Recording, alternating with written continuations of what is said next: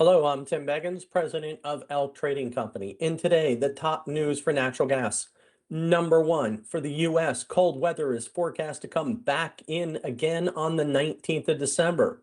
Number two, for Europe, looks like cold weather may actually finally show up here at the end of the month. Number three, Qatar is looking to introduce its first mega train of LNG in the third quarter of 2026, just a year away. And number four, Waha prices fell to -$6 relative to Henry Hub on Friday.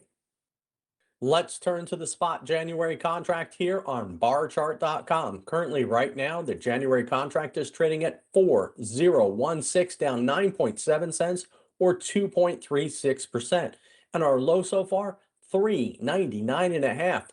What's going on? Well, the RSI is starting to look like it's in the oversold condition, but the forecast last night were bullish, but we revised it back again a little bit warmer, and we continue to have these cold fronts. So the market is sort of like Missouri. It's a show me market.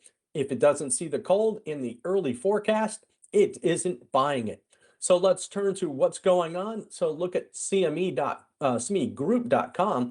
and here's the $4 puts.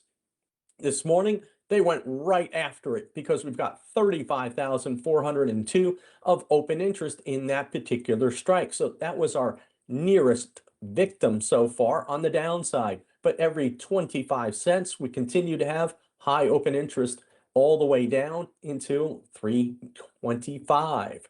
So let's turn to the hourly chart. And as you can see right here, we're well below the daily pivot, which came in at 414 and a half. And yes, we were above that overnight. We got as high right now as 421.60.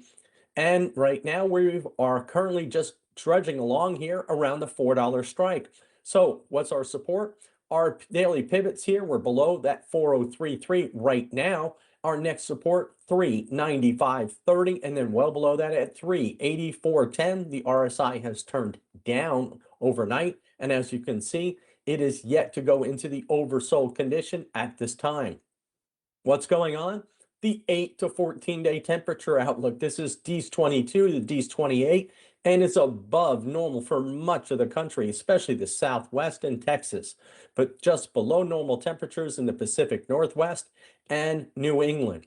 So let's turn to the JKM versus TTF. This is the Japan-Korea marker versus the European marker, and it's coming in a little bit. Why?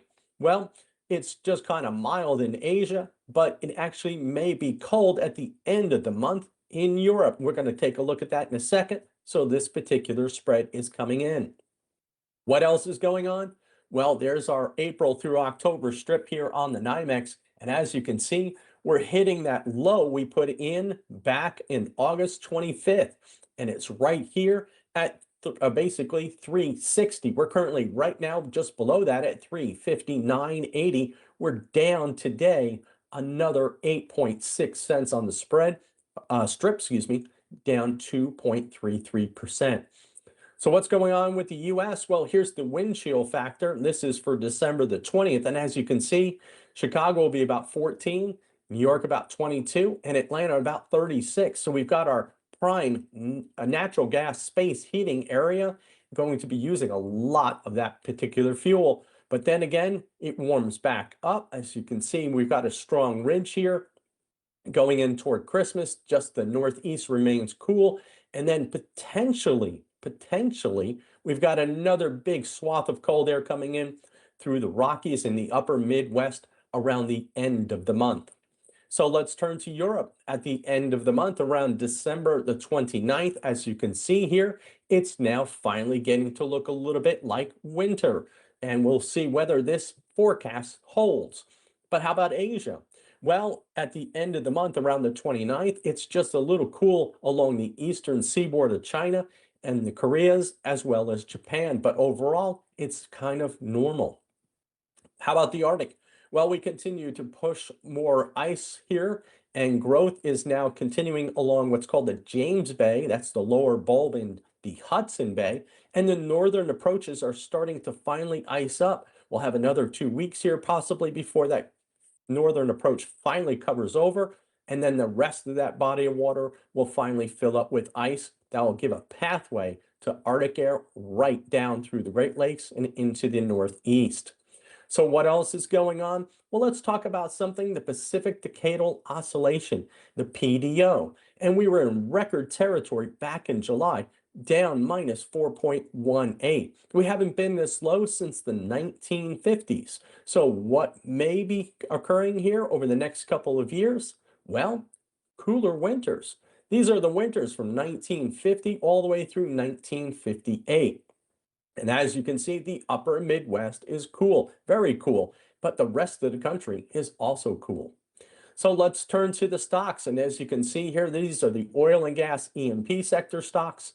These have a market cap between $2 and $10 billion and have a high short float. We've only got 6 on the list, right? Apache and Civitas fell off.